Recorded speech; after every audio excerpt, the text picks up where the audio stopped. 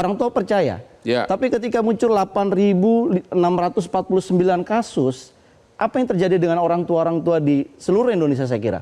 Mereka mewanti-wanti, kalau makanannya nggak enak, nak jangan dimakan. Apa yang terjadi? Anggaran yang dikeluarkan oleh negara tiap hari itu hampir sekitar 1,4 triliun, itu menjadi food waste. Dulu Pak Ahmad Nur, pengamat kebijakan publik, 8.600 lebih yang keracunan. Apa tanggapan Bapak atas pendapat dari Pak Dadan? Ya, saya kira begini, kalau kita lihat ya, pembekuan SPPG itu langkah yang bagus. Itu seperti pembekuan. Iya, pembekuan penonaktifan ya. Ya. Itu adalah seperti rem darurat. Ya. Tetapi kita harus berpikir bukan remnya saja yang kita pikirkan, perbaikan mesinnya juga perlu. Ya. Artinya ada satu sistem yang menurut kami belum sempurna.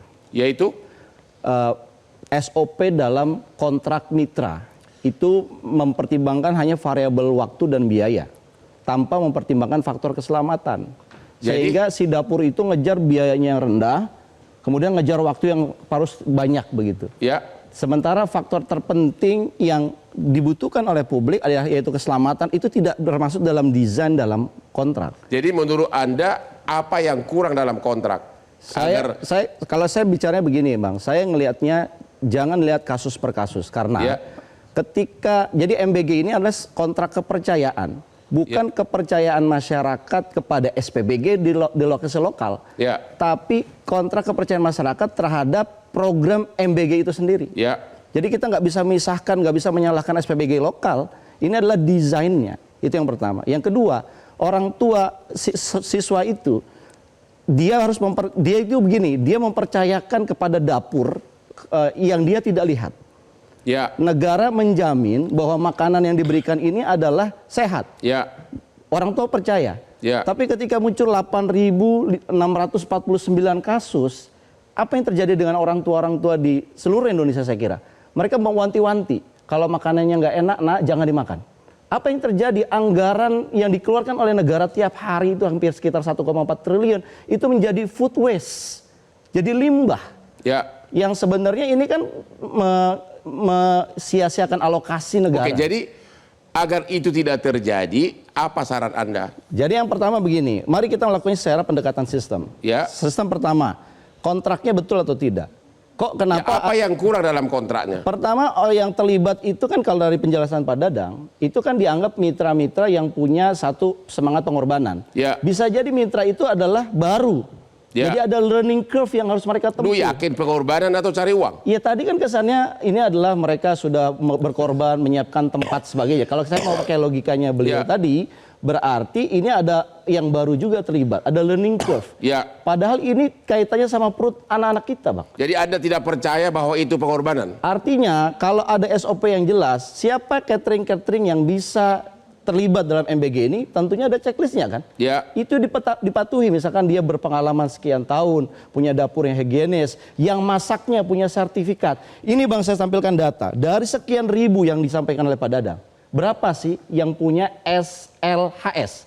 Ini Kemenkes bilang, yang punya sertifikat layak higienis dan sanitasi, itu baru 34 dari 10.000. Di Jakarta ada ratusan restoran Padang tidak punya sertifikat, tetap aja nggak ada keracunan. Kalau kita mendesainnya, ada aturan harus punya sertifikat higienis, kan itu harus dipenuhi dong. Kalau enggak ini jadi temuan nanti.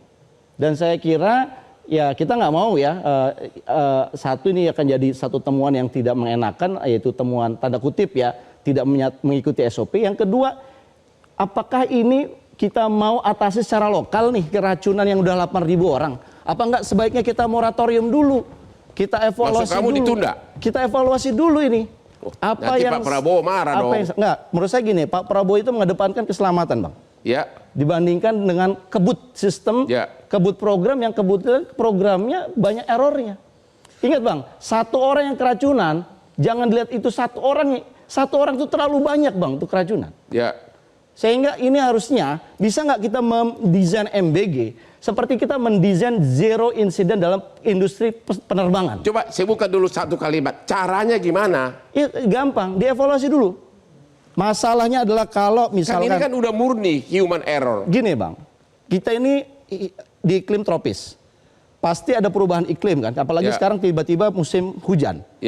Pernah nggak kita mendesain penyimpanan ini dia sangat responsif terhadap perubahan iklim. Ya. Bisa jadi desainnya 3 hari beli, atau kasusnya tadi udah 4 hari beli. 4 hari itu dengan iklim yang sangat berubah, bisa jadi ini setara dengan 12 hari. Artinya menurut saya apa? Sistem harus diperbaiki. Apakah sudah dimasukkan unsur adaptif tentang perubahan iklim? Kan belum. Oke, kita ketemu lagi membahas bagaimana mencegahnya. Ketemu lagi di Hot Room. Jelajahi cara baru mendapatkan informasi. Download Metro TV Extend sekarang.